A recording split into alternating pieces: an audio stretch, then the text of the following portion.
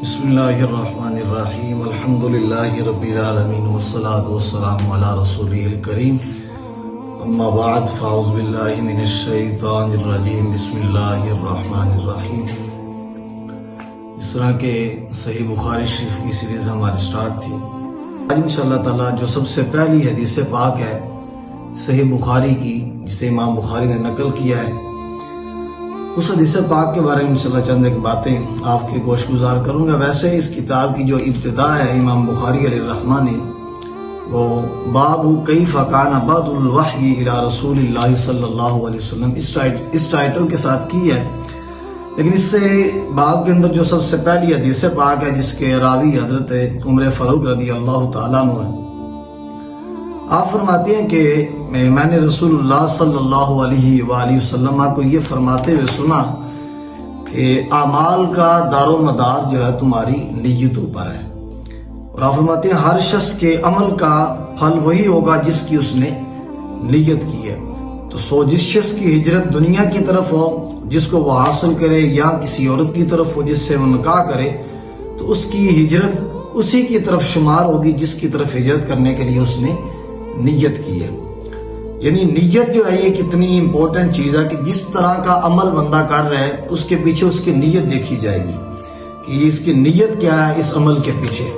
اگر ایک شخص جو ہے وہ مسجد کی طرف جا رہا ہے، نماز کا رخ کر رہا ہے، مسجد کے لیے مسجد کی طرف جا رہا ہے تاکہ نماز پڑھے، اب اس کی نیت راستے کے اندر اگر کئی چیزوں کے اندر اچھی نیت ہے، یعنی کام تو ایک کرنے جا رہا ہے، مسجد کے اندر نماز پڑھنے جا رہا ہے، لیکن راستے کے اندر اس کی نیت یہ ہے کہ مجھے جو بھی مسلمان بھائی ملے گا میں اسے سلام کروں گا، راستے کے اندر اگر کسی کو تکلیف ہو تو میں اسے دور کروں گا، راستے کے اندر اگر کوئی شخص یا وہ مصیبت کے اندر مبتلا ہے تو مجھ سے ہو سکا تو میں اس کی مصیبت کو کیا کروں گا، رفع کروں گا، دور کروں گا۔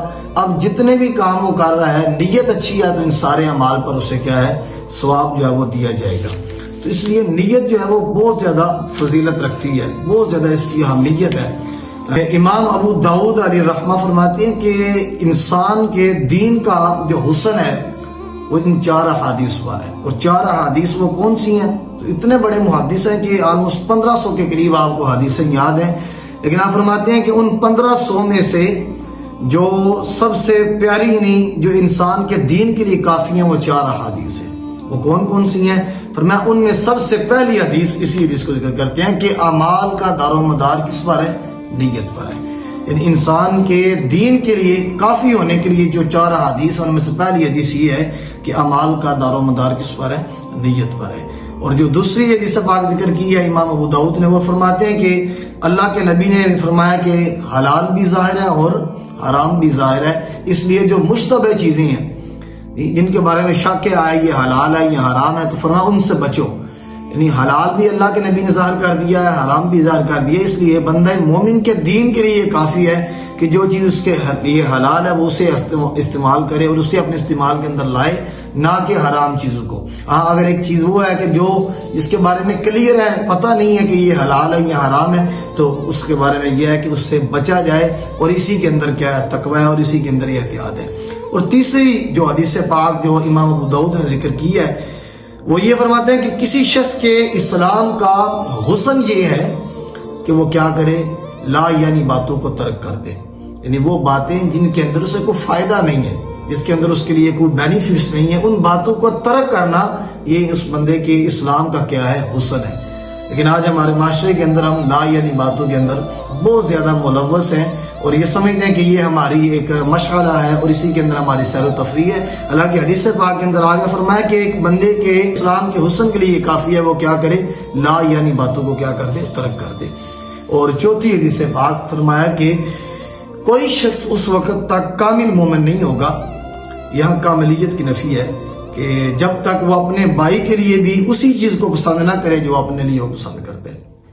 یعنی جس چیز کی وہ تمنا خود کر رہا ہے اسے چاہیے کہ وہی چیز اپنے بھائی کے لیے بھی کیا کرے، پسند کرے۔ تو یہ احادیث جو ہے یہ امام ابو داؤد نے ذکر کی ہیں 4 احادیث، ان میں سے جو پہلی حدیث ہے وہ کیا ہے کہ اعمال کا دار و مدار کن پر ہے؟ نیت پر ہے۔ اب یہ کہ اس حدیث پاک کی کئی اور طرح سے اس پر کلام کیا گیا ہے کیونکہ اس کے آخر پہ ہجرت کے الفاظ لکھے گئے ہیں، لیکن یہ جو چند ایک باتیں میں ذکر کرنے جا رہا ہوں وہ یہ ہے کہ نیت جو ہے یہ اتنی بڑی چیز ہے کہ ایک دوسری حدیث پاک کے اندر آتا ہے کہ اللہ کے نبی علیہ الصلوۃ والسلام نے فرمایا کہ جب کوئی بندہ برائی کا ارادہ کرے تو اسے مت لکھنا. یعنی اللہ تعالیٰ فرشتوں سے یہ کہہ رہا ہے کہ جب کوئی بندہ برائی کا کیا کرے، ارادہ کرے تو اسے مت لکھنا. ہاں لیکن جب بندہ کسی نیکی کا ارادہ کرے اور نہ کر سکے، یعنی ارادہ تو اس نے کیا ہے لیکن وہ نیکی کو نہیں کر سکا، تو فرمایا ایک نیکی اس کے لیے کیا کرو، لکھ دو. اور اگر وہ اس کام کو کیا کر دے، یعنی ارادہ بھی کیا تھا، اب وہ کام اس نے کر بھی دیا ہے، تو فرمایا اب اس کے لیے 10 نیکیاں لکھ دو.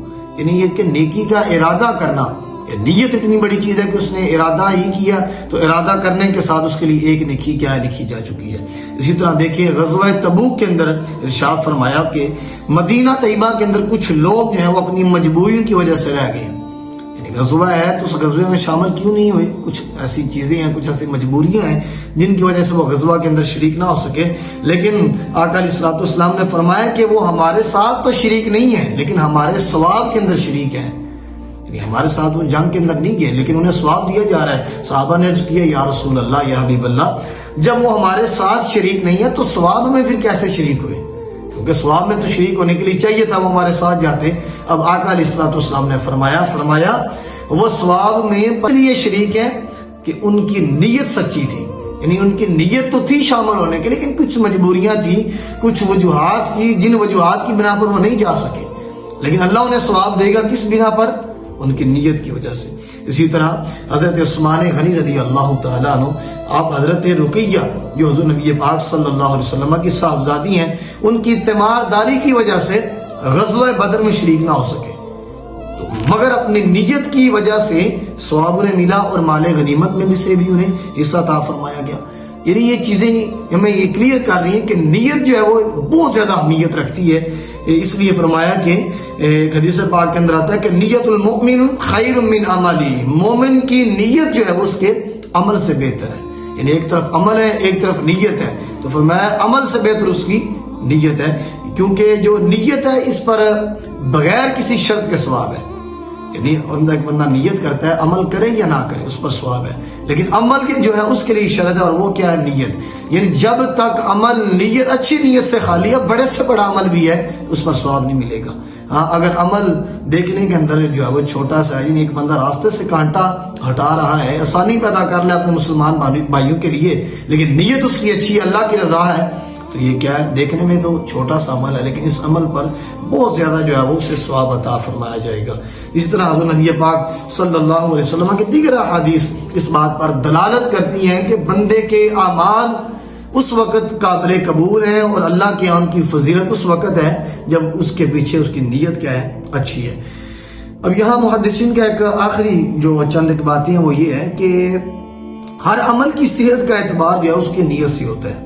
یعنی ایک شخص یا وہ ایک اچھے عمل کر رہا ہے، اس کا ارادہ، اس کی نیت یہ ہے کہ مجھے اس سے کیا ہو؟ اللہ تعالیٰ کی رضا نصیب ہو، تو فرمایا کہ یہ اس کا بہت ہی افضل اور اعلیٰ عمل ہے. یعنی عمل دیکھنے کے اندر اگرچہ تھوڑا ہے لیکن اس کے ارادہ کیا ہے، اس کا قصد کیا ہے، اس کی نیت کیا ہے؟ اللہ کی رضا. یعنی جب اللہ کی رضا کے لیے یہ کام کرے گا تو فرمایا یہ بہت زیادہ فضیلت کا حامل ہے. لیکن فرمایا اگر وہ عمل کر رہے ہیں اور اس عمل سے اس کا مقصود کیا ہے؟ جنت کا حصول ہے، یعنی میں یہ کام کروں گا تو مجھے جنت نصیب ہوگی، میں نماز پڑھوں گا مجھے جنت نصیب ہوگی، میں مسلمان بھائی کی مدد کروں گا مجھے جنت نصیب ہوگی، تو فرمایا یہ بھی اس کے لیے کیا ہے؟ فضیلت ہے. لیکن فرمایا اگر وہ ایک ایسا عمل کرتا ہے جس سے مقصود اس کا دنیا کا حصول ہے، یعنی لوگ میرے نعرے لگائیں گے، لوگ مجھے اچھا کہیں گے، لوگ مجھے میری عزت کریں، یعنی آلموسٹ یہ کہ اس کا مقصود، اس کی ترجیح دنیا کا حصول ہے، تو فرمایا اگر تو دنیا کی وہ چیز مباح ہے جس کے لیے وہ یہ کام کر رہا ہے تو فرمایا پھر اس کا یہ کام بھی مباح گنا جائے گا. لیکن اگر وہ ایسی چیز ہے جو ناجائز ہے تو پھر اس کا یہ کام کرنا بھی ناجائز شمار ہوگا. تو بہرحال یہ کہ اس حدیث پاک کر کے اور جو ہے وہ جہت سے محدثین نے کلام کیا ہے. میں نے اس حدیث پاک کا جو اول حصہ ہے یعنی اعمال کا دار و مدار نیت پر ہے، اس پر چند ایک باتیں آپ کے سامنے گوش گزار کی ہیں. اللہ کی بارگاہ میں دعا ہے اللہ تعالی ہمیں حضور نبی پاک صلی اللہ علیہ وسلم کی حدیث پاک کا نور اور فہم عطا فرمائے اور اس کو سمجھ کر اس پر عمل پیرا ہونے کی توفیق عطا فرمائے.